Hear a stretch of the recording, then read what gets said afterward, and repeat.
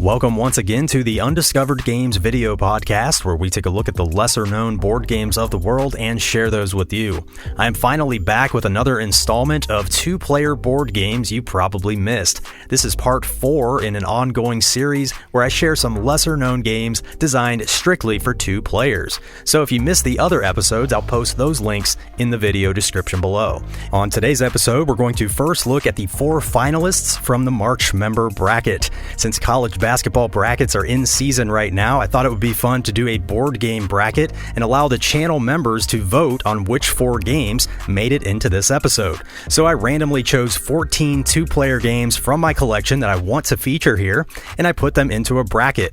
The channel members got to vote on each matchup, the winners advanced, and eventually we had 4 finalists. Those 4 games are going to be featured today. So if you find some great games today, make sure you thank a UGOG, and if you don't like any of these games, well, I guess I'm off the hook. So anyway, I'm just kidding. I was actually very pleased with how the bracket turned out. Each of these 4 games really has its own unique identity.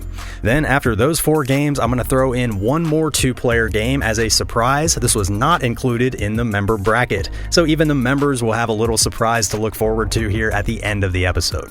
So let's discover some more 2-player board games you probably missed. If you've ever played any of these, let me know in the comments which ones are your favorites, which ones are you most excited to try, are there any other 2-player games that these remind you of? All that good stuff, drop it in the comments below, I'd love to read about it. Before we get started, make sure you are subscribed right here on YouTube at undiscovered_games to learn more about lesser known board games. Alright, let's get right into it.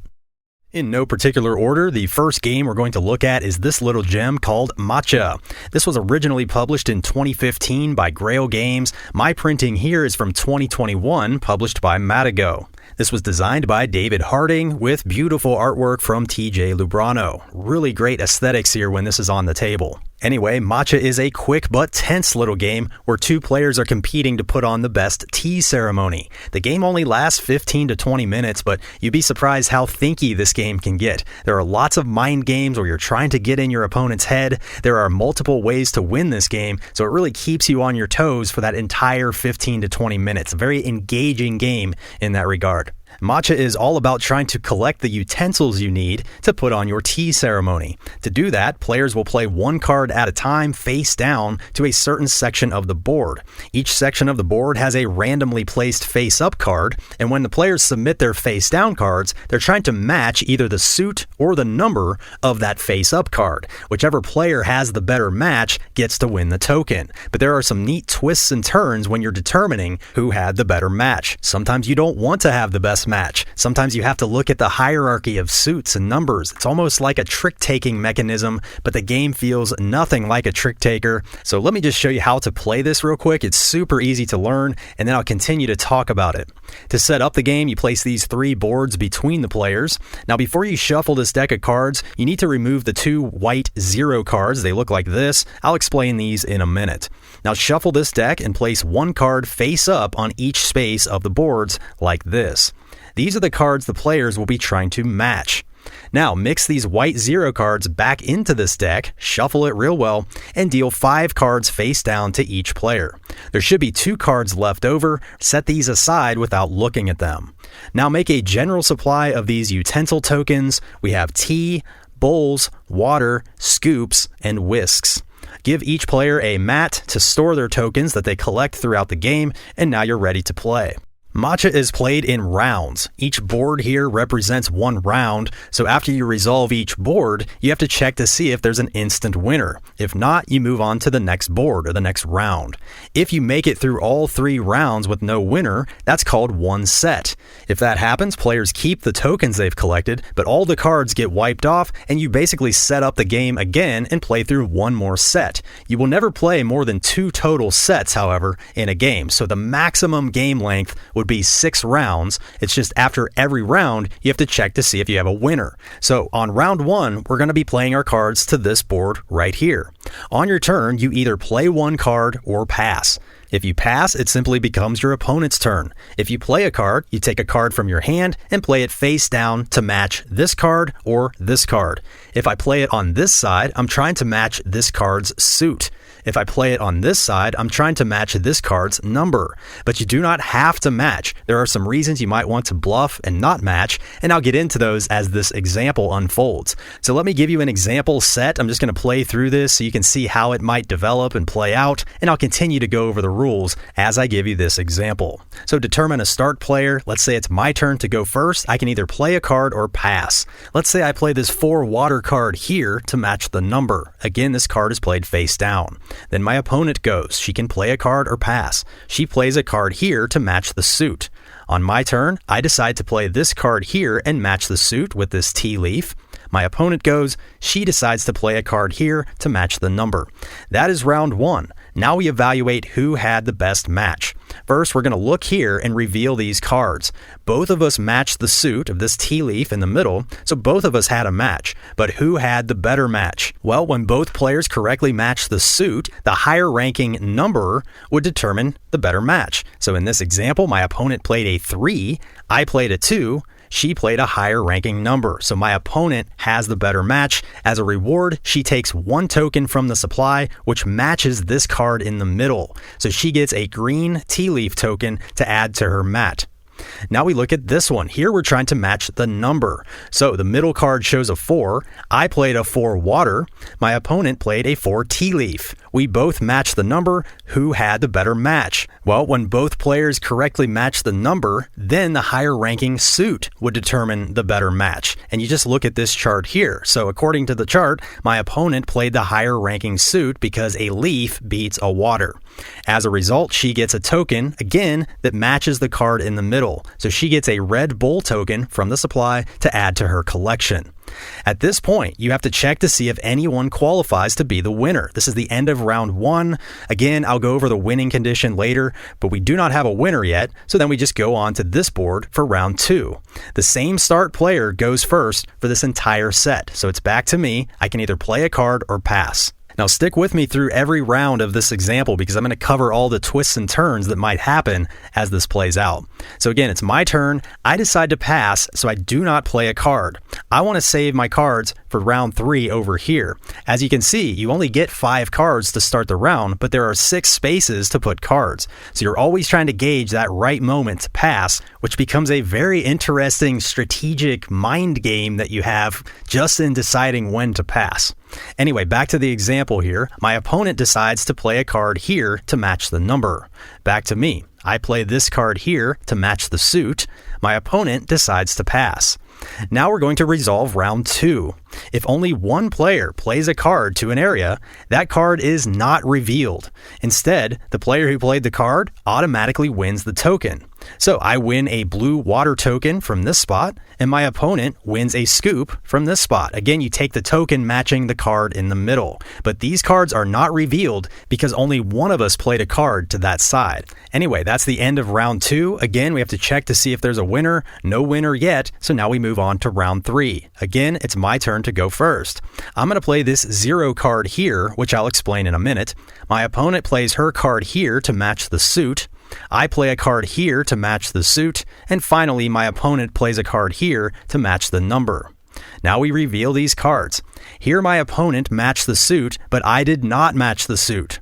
So as long as both players played a card here, but only one player had a match, then the matching player automatically wins the token as usual. But then the player who did not match wins a whisk token, and this is the only way you can get a whisk token in the whole game. So both players would have to have a card there, but only one of those players can have a match. The other one wins the whisk.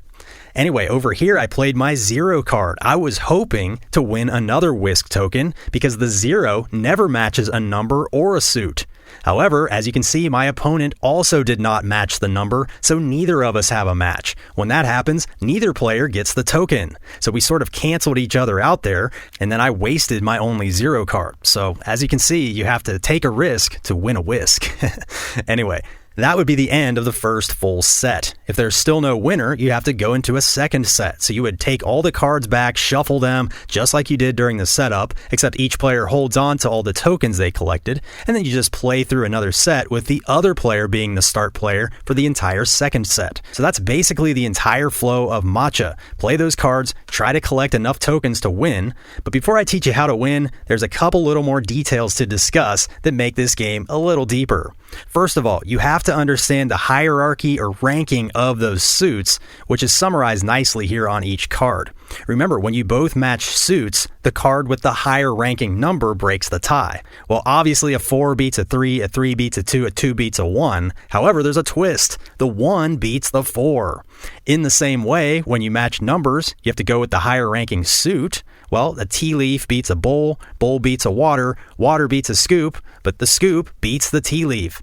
So that simple little twist of the lowest ranking suit and number beating the highest ranking suit and number, that adds so much more thinkiness to some already thinky decisions. But I have not told you how to win yet. So how do you win Matcha? Well, it's ultimately a set collection race with these tokens, and there's a few ways you can win. You're trying to be the first player to collect 3 matching tokens of tea, water, bowls, or scoops. Or you can win if you're the first to collect 4 whisk tokens. Or you can win by being the first to collect one of all 5 token types.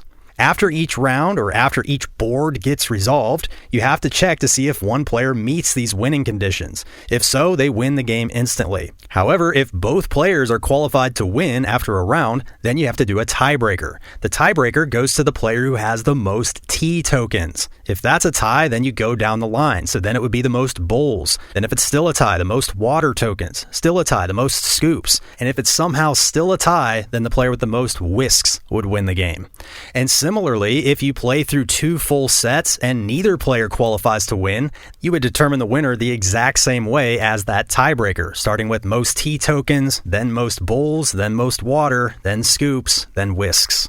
So that is how you play Matcha. This game is super easy to set up and jump right into, but there is so much to consider every time it's your turn. The mind games are a blast. You're trying to get in your opponent's head and decide what card they want to play where and when, depending on which tokens are up for grabs and which tokens they've been collecting.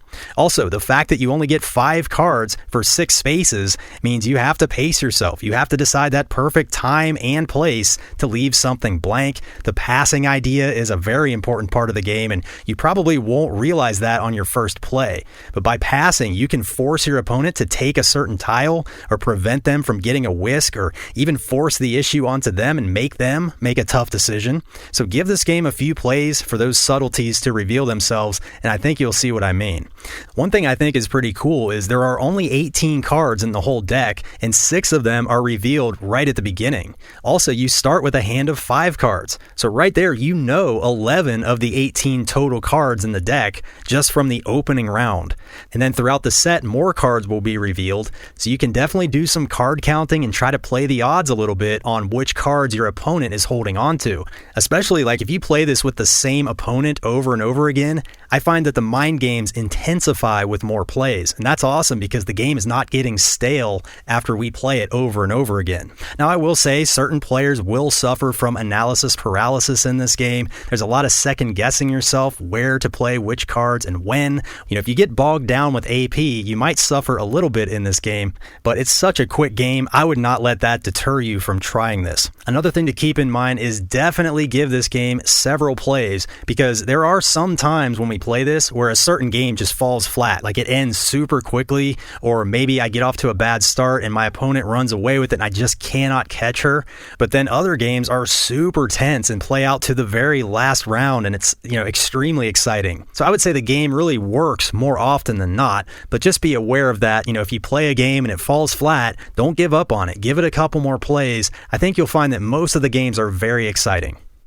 Next up on the list is Medici vs. Strozzi. This is by the great Dr. Rainer Knizia and published by Rio Grande Games. This is a two-player spin-off of Knizia's bigger, more popular auction game called Medici, which first came out in 1995. But this little two-player game did not come out until 11 years later in 2006. Then 2 years after that came another game called Strozzi, which is in this same family of auction games. Now technically this is categorized as a two-player auction game, which you don't see too many of. However, I don't really consider this an auction game. It feels more like a make an offer type of a game, where the active player will draw some tiles out of the bag and simply name a price. Then the opponent can either buy those tiles at that price or force the active player to buy them at the price. You're trying to load these ships with the different goods and then get majorities of the good types at each port so that you can move this Monopoly cube to your side of the track. It has this multifaceted tug of war which pulls your brain a lot of different directions throughout the game, and it's got some interesting little twists in how the cubes move, as well as some bonus payouts which complicate your decisions. So let me show you how to play this real quick. It's very easy to learn. You need to sit across from your opponent in this game, and you'll place these 3 harbor boards between the players like this. The black cubes start on the middle space of each column, and these will move back and forth between you and your opponent, depending on which goods get delivered at these ports. Give each player 300 money to start the game. Now, we typically just play this with poker chips because this money is kind of fiddly and small, but I do love the look of this money. You have all these different sizes of cardboard coins. They're very easy to tell apart.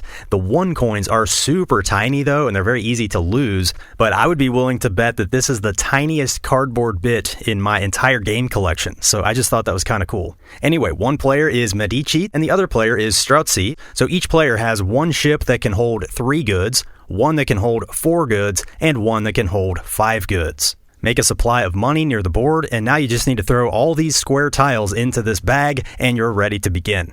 The game takes place over 3 total rounds. In round 1, the Medici player takes the first turn, and in rounds 2 and 3, the Strozzi player takes the first turn. When it's your turn, you simply reach in the bag and draw 1 tile, place it on the table, and then you have to decide to stop drawing or draw 1 more. If you draw 1 more, then you can decide to stop there or draw a 3rd tile out of the bag. You can never draw more than 3 tiles on your turn. Whenever you decide to stop drawing tiles, now you must name a price for how much those tiles cost to purchase. You can name any price you want from $0 on up.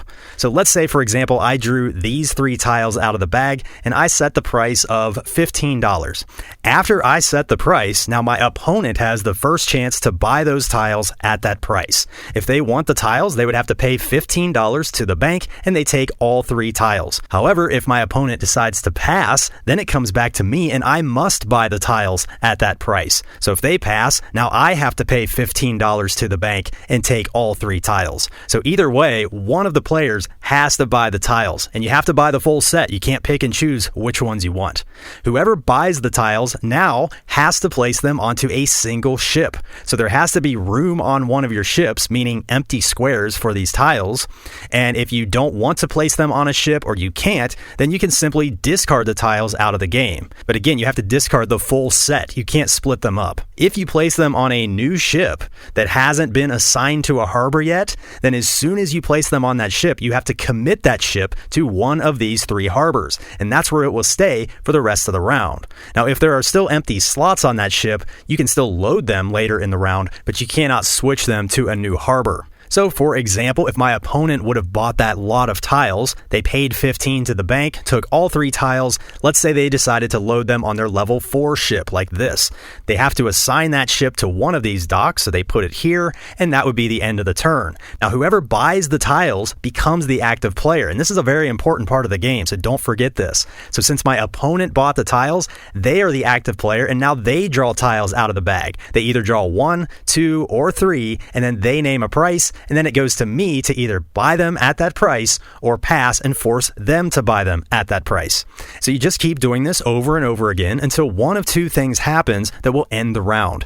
Either one player fills up all their ships with tiles, that ends the round, Or when you draw the final tile out of this bag, you have to still set the price and purchase it like usual, but then that ends the round as well, as soon as the bag is empty.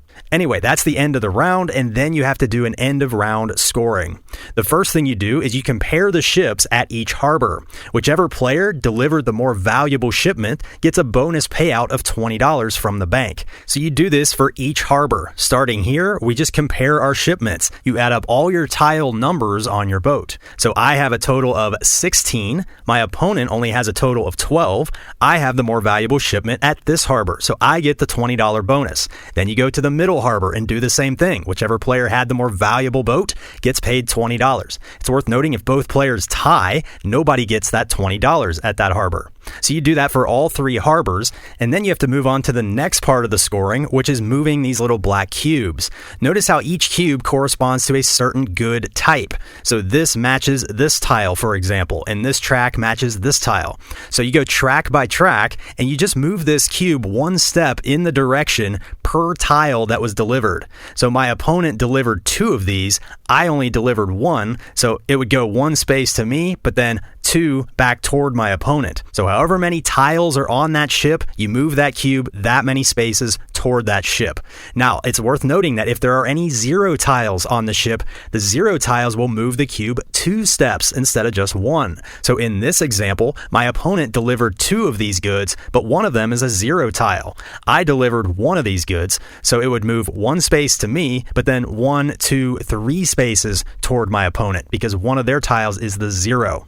Anyway, after you adjust all the black cubes, now you get paid if that black cube is on your side of the board. So for every cube that's on your side, you get $10. And that goes for both players. Obviously, if the cube's in the middle, neither player gets that $10. And then we have some bonus payouts here. If the cube is all the way down here, you get an extra $10. And if it's all the way down here, you get an extra $20. And that's all the payouts for the end of the round. Then you have to set up for the next round of the game. So to do that, you just take all the square tiles, put them back in the bag. Each player gets all their ships back, but you have to leave the black cubes right where they are. So the black cubes do not reset. Everything else resets, and then the Strozzi player takes the first turn of round 2. You play round 2 the exact same way, do that end of round payout, and then the Strozzi player takes the first turn in round 3.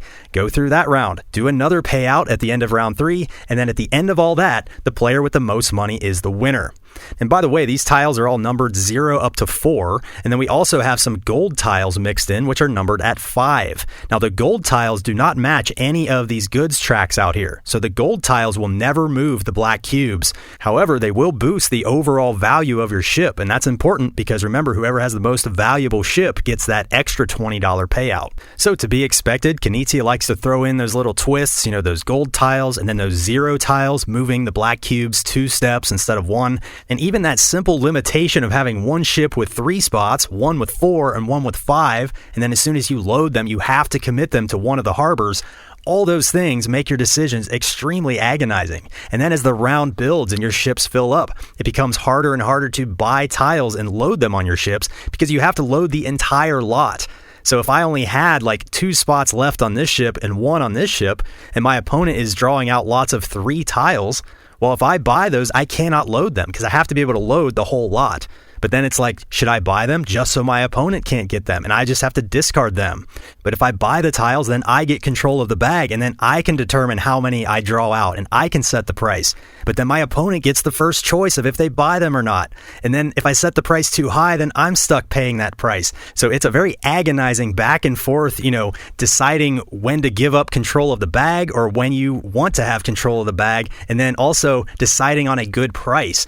Ultimately you want to deplete your opponent of their money, but at the same time, if you set a price too high, then you're stuck paying that price and then you're losing the money. But you have to decide if those tiles are really worth it. How is that affecting my overall shipment value? How is it going to affect those black cubes? How is it going to affect my opponent's, storage on their boats if they're forced to buy the tiles? So much stuff to consider. Definitely can cause some analysis paralysis, and I am really bad at this game. I just struggle to do well. I feel like I'm just guessing when I'm setting a price. I try to set a price that makes sense mathematically, but then my wife always has a trick up her sleeve that I don't see coming. She destroys me at this game, by the way, and that's probably the reason I don't get super excited to play this, because I know I'm going to get destroyed.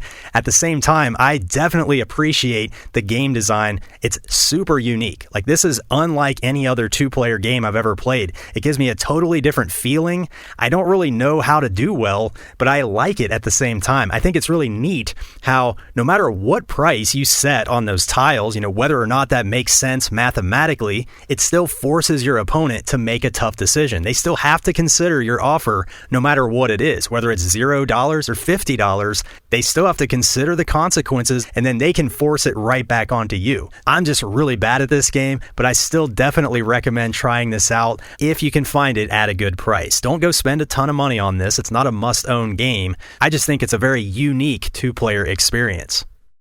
Up next, we're going to build a 3D castle in this game from 2013 called Castellan. This was designed by Bo Beckett and published by Steve Jackson Games. The box is a very unique shape here, and this red-blue box is the most common, but there's also a yellow-green box out there, and if you have both boxes, you can play this with up to 3 or 4 players, which I have not tried yet because I just recently tracked down the yellow box. So I'm looking forward to trying this at 3 and 4 players, and if you've ever played this with more than 2, let me know in the comments what is your favorite player count for Castellan. But we're going to focus on the 2-player experience today because that's what this episode is all about. In Castellan, players will play their cards to collect castle pieces and then add those pieces to this shared castle that's being built between the players. You're trying to form courtyards because as soon as you enclose an area, you get to claim it with your keep. Ultimately, you want to have lots of tower pieces surrounding your courtyards because that's how you earn points. The game is very light and simple. It's almost like a gamer's version of the dots and boxes game that we all used to play on a piece of paper, but this has a little bit more to it. It has some hand management, and it has some interesting pacing decisions because you can play as many cards as you want on your turn, but you only get to draw back up 1 card at the end of your turn. So you have to weigh when you want to take a big turn. You're pacing against your opponent in this game, which I like. You also have to find the opportune moment to place your double keep because you only get to place 1 double keep the entire game, and that will double the value of one of your courtyards. So there are some very simple but interesting pacing decisions you have to make in this game, but just know this is probably my least favorite of all these 2-player games I'm covering today. It's just very, very simplistic. To set up the game, give each player all their keeps in their player color. You're either red or blue. So you take those and then you take all your cards in your player color. You should have 14 total cards, but you have to separate them by the backs on the cards. So put all these cards in a stack. Notice they have the tower section showing, and then these cards all go in a stack. They have the wall section showing. Shuffle each stack separately and keep them face down in front of you. Now we just make a supply of all these castle pieces. We have short walls, long walls, and towers. And now you're ready to play. Each player draws the top 2 cards from each deck, so you should start with 4 cards in your hand, 2 from the tower deck and 2 from the wall deck. Determine a start player how you see fit, and now you're ready to begin. On your turn, you simply play as many cards as you want from your hand, and you collect all the castle pieces showing on the cards you played. Now you have to build those pieces onto the castle in the middle of the table, and if you can't connect any of those pieces, you have to give them to your opponent to play on their turn. It's also worth noting the start player in the game will have to play at least 1 tower section, because as you can see, these walls slide into the towers like this and connect. The cards you just played are discarded from the game, and then you end your turn by drawing 1 card back into your hand. You can draw from your tower deck or your wall deck. And all that means is the cards in the wall deck will definitely give you at least 1 wall piece, and the cards in the tower deck will definitely give you at least 1 tower piece. But most of the cards are a mixture of both walls and towers. Some of the cards even have an extra card on them. If you play this card, then at the end of your turn, you get to draw an extra card back into your hand. You can draw from the same deck or 2 different decks. The only rule is you're not allowed to look at the cards as you're drawing them, so you have to commit by drawing them face down and then add them to your hand. As you build the castle, you can only have 1 castle in the center of the table, so all the castle pieces have to connect to this shared castle. You cannot start your own castle off to the side. And another rule is whenever you place a wall section, you have to leave room for a tower to be connected to it, so this would not be allowed. The whole idea of the game is you want to create courtyards, which are worth points. Anytime you enclose an area completely, you get to claim it with one of your keeps. It does not have to form a perfect square or anything. It's just any area of the board that's completely closed in by wall sections is a courtyard. As soon as you place a section that closes off an area, you immediately place one of your keeps inside that courtyard. Your opponent is not allowed to build inside your courtyards for the rest of the game. However, if I put my keep here, I could come back in on a later turn and add a short wall here and another tower, or I could break this up into two separate courtyards and put a new keep out if I wanted to. The reason you might want to do these things is because the towers are going to be your points. So any towers within your courtyard or surrounding your courtyard are 1 point each. This courtyard here would score me 4 points. 1, 2, 3, 4. But this courtyard over here would score me 6 points. 1, 2, 3, 4, 5, 6.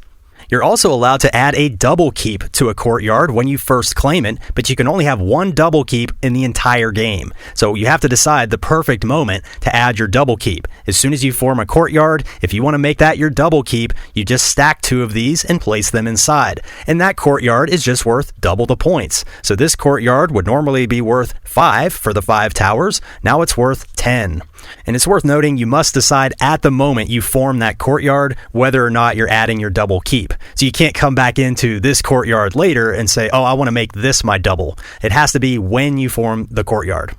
So play just continues like this, back and forth. You play cards, add pieces to the castle, and draw 1 card at the end of your turn. It's worth noting, too, that you have to play at least 1 card on your turn. You cannot pass your turn. So play continues like this until one player has played their final card. Then their opponent gets to take all the cards that they have not played yet, so any cards still in their draw stacks or in their hand, and they can play as many of those cards as they want for their final turn. After that, you simply tally up your points to determine a winner. Again, you get 1 point per tower around each of your courtyards. So you just look at all your keeps and count the towers surrounding them. After you score a courtyard, you can just turn your keep on its side and then move on to your next courtyard. And don't forget to double the value of your double keep courtyard. After that, the player with the most points is the winner. If there's a tie, however, the player who had more keeps out on the board would break the tie. And if it's still a tie, then you share the victory. And that's how you play Castellan. So as you can see, this game is super light and simple. It's easy to get into, very quick to set up and play. The official play time is like 30 to 45 minutes, but I rarely have this game run longer than 20 minutes. It's a very snappy, smooth game, and I find the game to be almost relaxing in a way. It's just, I don't know, it's kind of like putting together a puzzle. I don't play this too seriously. Obviously, you can, math out some things in your head, and there's definitely some strategy and tactical play you have to do here. It's not completely devoid of that, but it's a very surface level experience. I'm not racking my brain when I play this, and, maybe I'm mistaken. Maybe there is some hidden depth here that I have not found yet. And if you've played this game a lot and you know of some hidden depth that I'm missing, definitely comment below and let me know about it. But as it is, I'm not saying it's a bad game. In fact, I really do enjoy every time we play this. My 7-year-old daughter really likes this game. Obviously, she loves building the castle on the table. That's the big selling point here, is you get a 3D structure being built in front of you instead of just playing cards or playing tiles. So that's kind of the one thing that sets this game apart and brings it to life a little bit.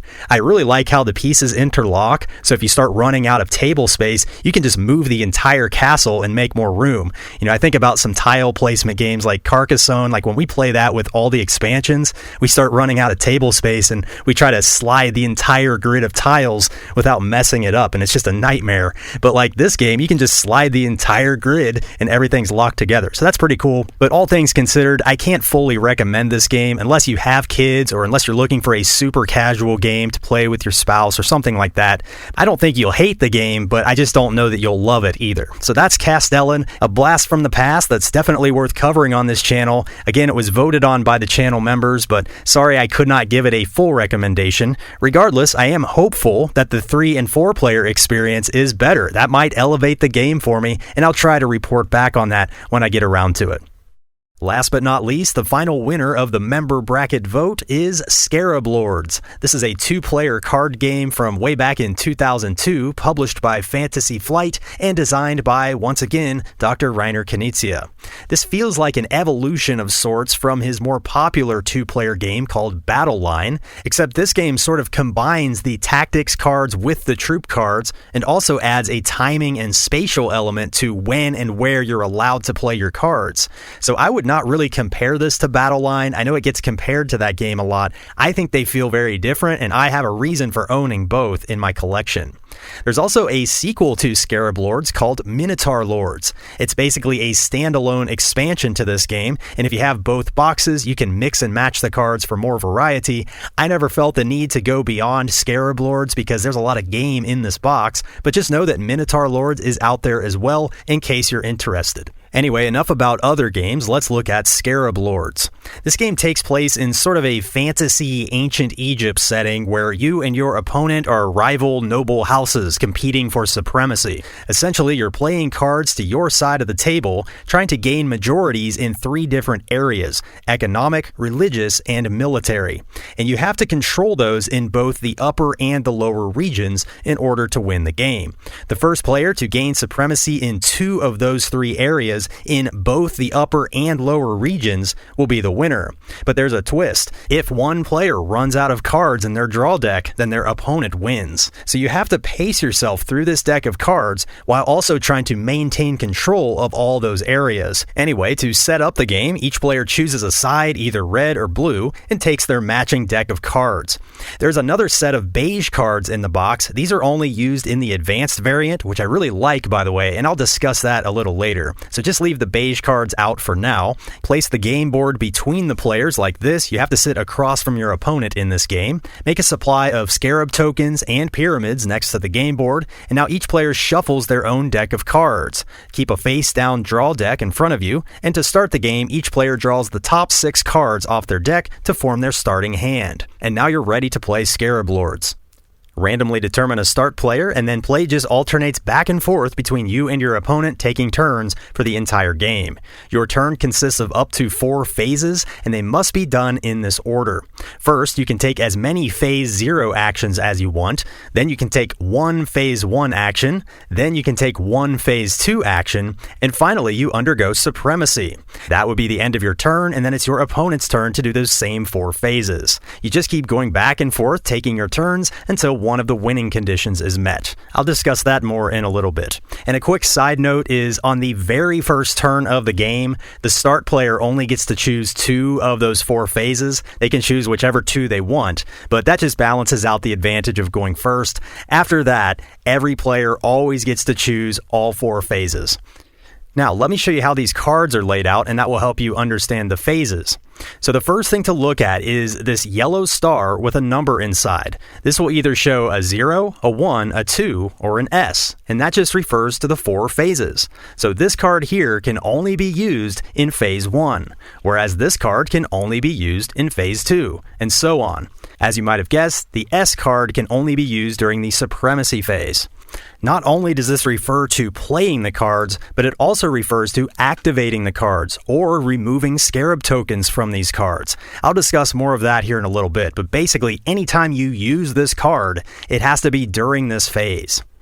Anyway, a number at the top left, this is simply the power or the strength of the card when we determine majorities in each column. These symbols over here correspond to these columns of the board. The board is divided into an upper region over here and a lower region over here. Now the regions function the same way, but each region has the same 3 columns. We have economic, religious, and military. So for example, this card here called Servant of Shadows can only be played in a military column. You can play it in the upper or the lower region, but it can only be played in that sword column. Whereas the River Merchant can only be played in the economic column. Some cards, like the 7 Sphinxes, can be played in any of the 3 columns, so you just have to obey those symbols on the card to determine where you can play them. And it's worth noting you always play cards on your side of the table. We also have 5 different card types, which are written on the bottom left in this text. We have buildings, leaders, minions, gods, and fates. Now the buildings, the minions, and the leaders all get played in these columns, so that's where you have to obey the symbols as to where you can play them. It's also worth noting that each column is only allowed to have one leader, and that's an easy rule to forget, so get that one in your head. Now notice that the God cards and the Fate cards do not have the symbols because these don't get played into these columns. The Fate cards don't get played into any columns, you just play them once and they get discarded from the game. You still have to play them during the proper phase of your turn, showing on the card, but you would just play this card and do whatever it says, and then that card is removed. The God cards, on the other hand, get played to the center column. Now, you can only have 3 God cards in play at any given time. So if you would go play your 4th one, you'd have to discard one that's already in play. It's also worth noting that only one player can have active God cards in play. So if I had some God cards played, the moment my opponent plays a God card, all of mine have to get discarded. And then, if I play a God card, then my opponent has to lose all of their God cards, and so on. The cards also have some text up top. If that text is in italics, it's just flavor text, you can ignore it.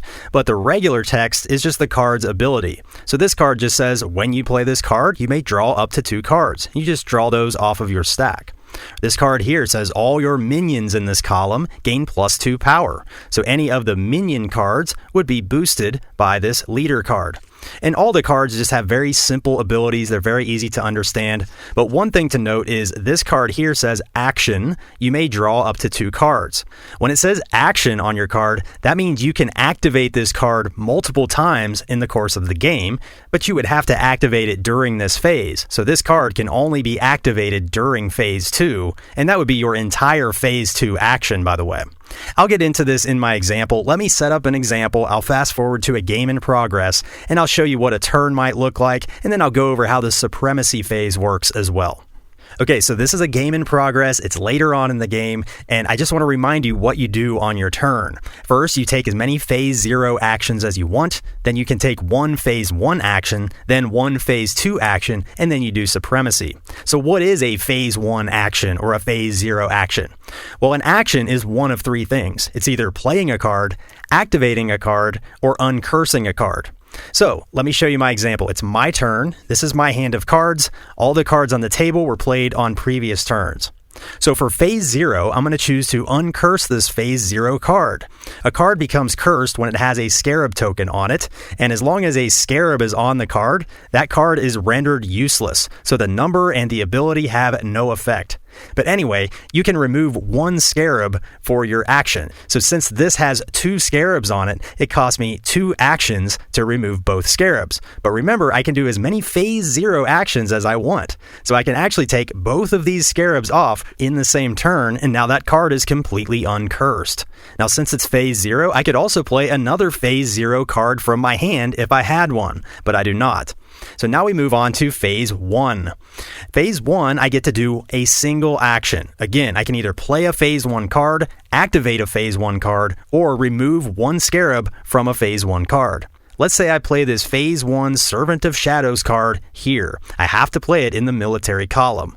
Now I go to phase 2. Again, I can either play a phase 2 card, activate a phase 2 card, or remove 1 Scarab from a phase 2 card. For phase 2, I'm going to play this card, which is considered a God card. That means this goes in the center column, and again, it must be played on phase 2.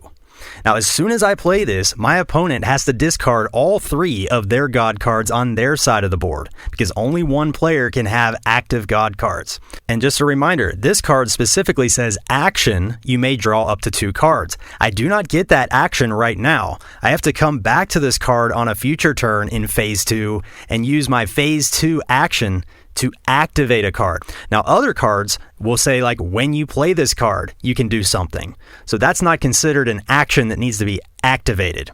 And that's probably the quirkiest rule in the whole game. It's really not that bad. There's only like 1 or 2 of these action type cards in this basic deck. So if you just play the basic game, you'll quickly learn these rules and they will stick in your head. Anyway, we finished phase 2, and now we move on to the supremacy phase. Here we just go column by column and calculate the total strength of the cards played and compare them to your opponent's cards in that same column. Whoever has the higher total gets to put the pyramid on their side of the board. If it's a tie, then the pyramid comes off and no one has supremacy for now. So starting with the upper region, we look at the economic column. We add up all the numbers on my cards and all the numbers on my opponent's cards. Whoever has the higher total gets the pyramid. My opponent has a higher total than me, so they have a pyramid on their side of this column. Now we move on to the religious column. We add up all the cards. I have a higher religious power than my opponent, so I get the pyramid on my side of the board. Then we move on to the military column. I have the same power level as my opponent, so nobody gets a pyramid here.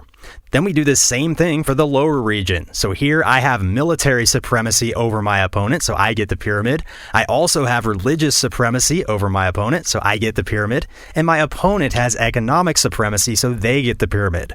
After we determine that, now I get to exercise my supremacy. Having supremacy in each column gives you a special ability, but it's worth noting that only the active player gets to exercise their supremacy. So since it's my turn, I get to exercise supremacy in the columns where I am in control, but my opponent does not until it's their turn.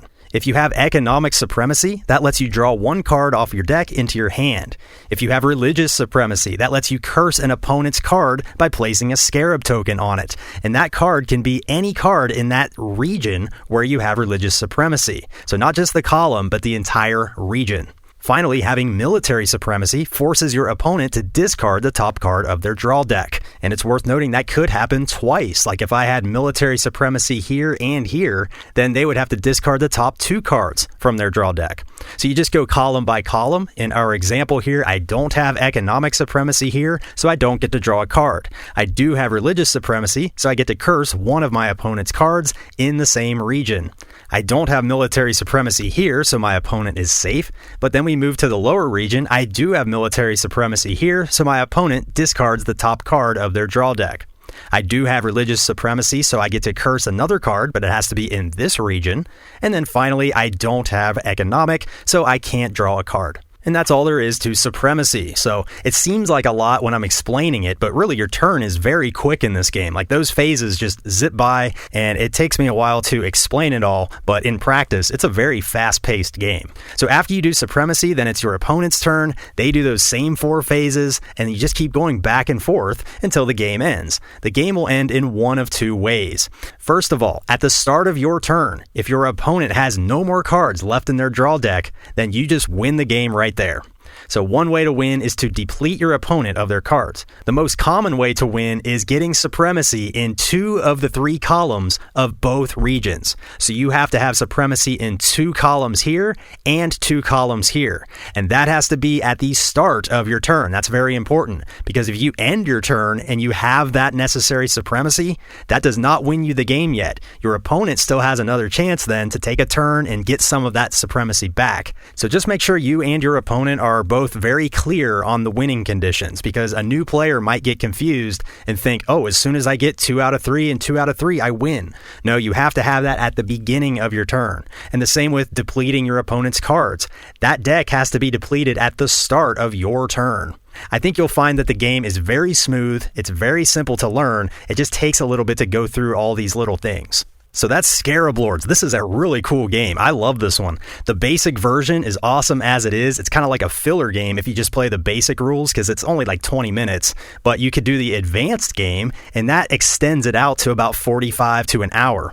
And the advanced rules add a fun twist, because you basically just play a best of 3, like a rubber match, and round 1 is the basic game. However, rounds 2 and 3, you do this little card swap thing where you discard cards, and then you can swap them with that beige deck, which I showed you at the beginning of the video. You might even end up with some cards that your opponent decided to throw away, and you get to sort of craft your deck slightly differently for rounds 2 and 3, and that just adds some fun variety and, just really makes the game a full experience. So it's a very adaptable game. You can play it as a filler, or you can play it as a longer game, and both ways are really cool. Not to mention, you could get a copy of Minotaur Lords and have even more variety to mix and match. So again, if you've ever played Minotaur Lords or combine that with Scarab Lords? Let me know in the comments how that works.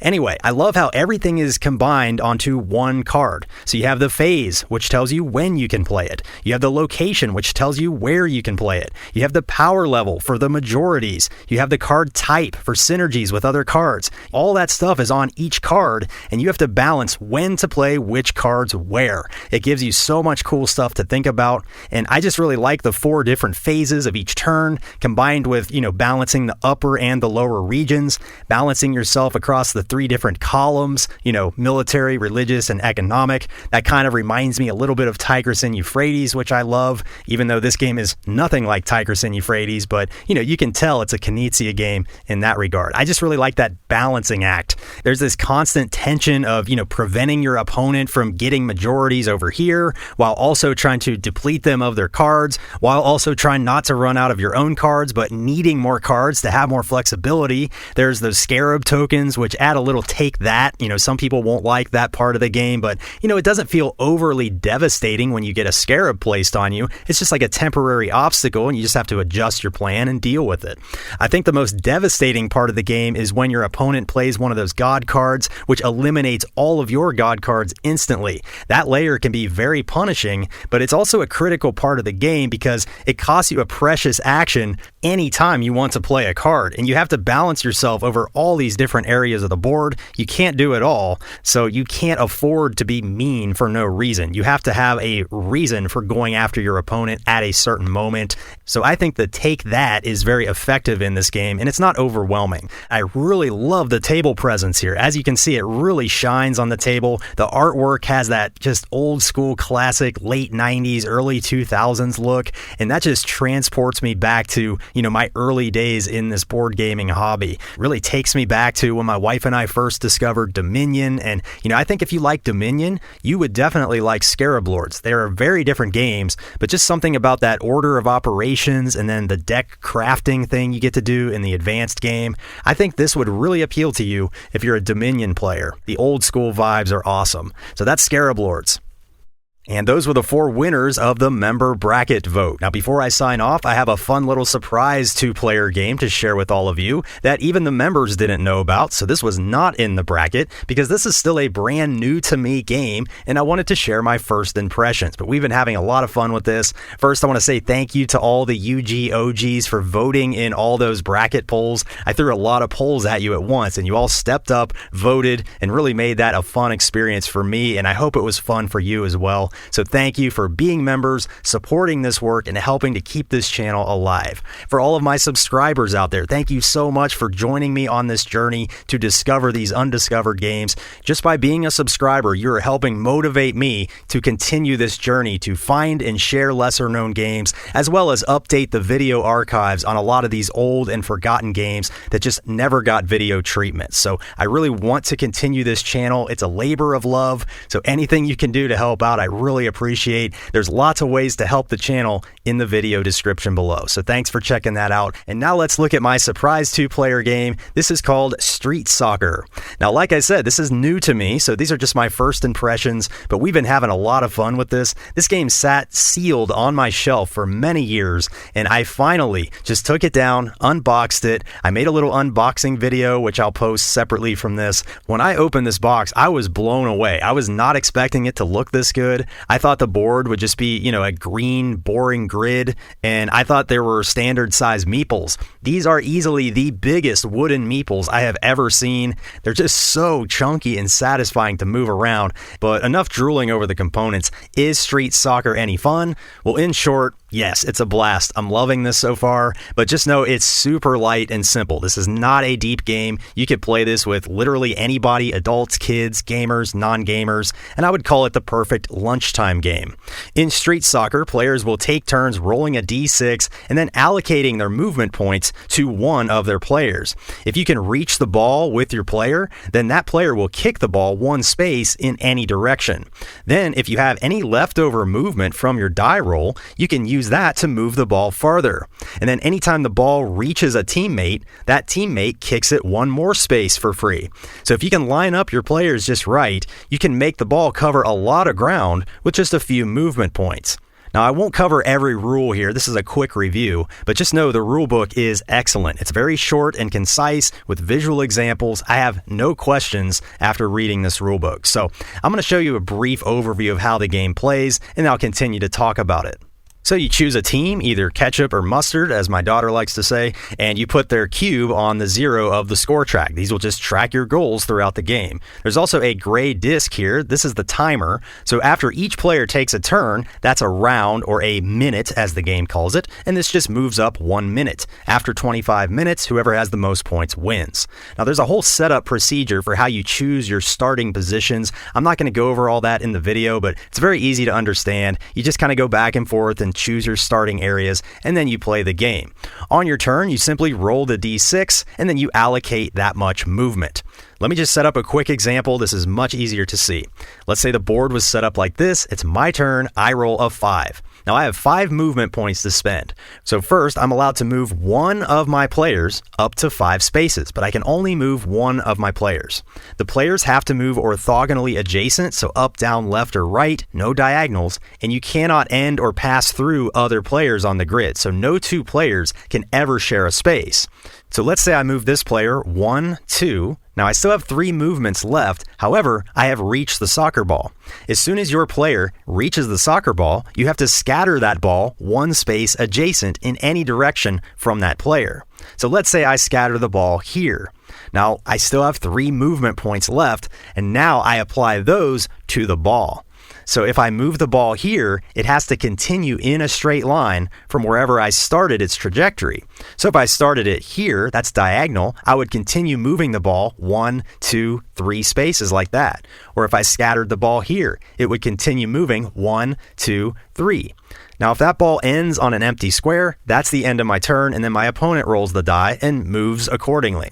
However, if I can get that ball to one of my teammates on its movement, then my teammate will scatter it for free, 1 space in any direction, and then you continue using your leftover movement from your die roll until you run out of that movement. But if you line your teammates up just right, you can get that ball bumped forward for free, and that moves it farther downfield with fewer movement points. And I'll show you another example here in a second, but first I want to show you the curved kicks. I lied a little bit when I said the ball has to follow a straight trajectory from where you started, because you are allowed one 45-degree angle when you're moving the ball, and that's called a curved kick. So let's say the board was set up like this and I have 5 movement points. I move 1, the ball scatters. Now I have 4 left to move this ball in this trajectory. But I could do 2, 3, 4, 5, but I could not do 2, 3, 4, 5 because I made 2 45-degree angles in that same ball movement. Now let me show you a more complex setup here on how I might score a goal from the other end of the field. Let's say it's set up like this and I roll a 6. So I go 1, 2, 3. I'm allowed an angle. As soon as it hits this teammate, it scatters again, any of these spaces. Scatters here, it moves again because that's my teammate. 4, 5 hits my teammate again, scatters forward, and 6 into the goal. What's interesting is, yes, your higher numbers are more powerful, but you have to kind of stem the tide of the bad dice rolls, and you have to pin your opponent into tough positions by where you move the ball, or maybe you line your players up in such a way that makes it hard for your opponent to, move around the board. And there's a lot of little maneuvering that goes on in this game, which thematically feels like real soccer, at least as much as you can in board game form. Like I said to my wife, I almost feel like I'm playing foosball in slow motion, where I actually have some control over how the ball moves and how my players move, and I think it really comes through nicely in this design.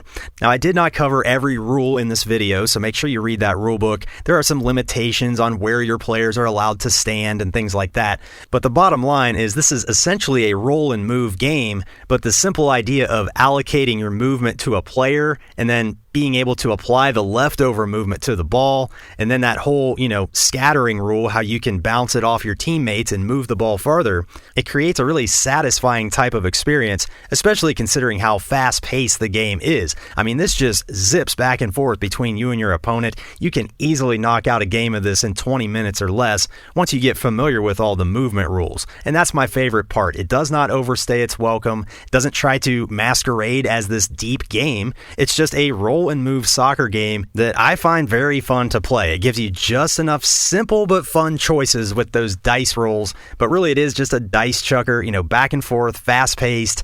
I will say the more I play this, the more little strategies I'm starting to see as far as how to position my players, how to pin my opponent into tough positions and things like that. So I think the more I play this, the better I'll get at mitigating some unlucky dice rolls. And, I think in that regard, maybe the luck factor is not quite as prominent as I initially thought. But time will tell. I've only played about 5 or 6 times so far, so I'm excited to play this a lot more. I can see this getting a lot of plays, even though it's not a very deep game whatsoever. So that's Street Soccer. If you've ever played this, let me know in the comments. What's your experience with this game? I definitely don't think it's a must own. Don't go out and waste a bunch of money on this. But if you can find it at a reasonable price and it looks fun to you, I think you'll enjoy it for what it is. So there you have it. 5 more 2-player board games you probably missed. Which one of these do you want to play? Have you ever played any of these? Let me know all that stuff in the comments below. And if you're not subscribed yet, make sure you click subscribe right here on YouTube at undiscovered_games to learn more about lesser known games. Like, comment, subscribe, share. Those are the easiest ways to help the channel. And there are other ways to help out in the description below. If you'd like to become a member and directly support this work, just click the join button below the video or in the video description to learn about the membership perks. Members get to vote on future episodes, get early access to all my new videos, and every 3rd episode is only for members. So you'll never miss any of my content. It's less than the cost of a board game to support this channel for an entire year. As you can hear, my voice is about to give out, so I'll sign off for now. I'll be back with episode 65 in a couple weeks. I got some more great undiscovered games lined up for you. So thanks for watching, everybody. I'll see you on the next one.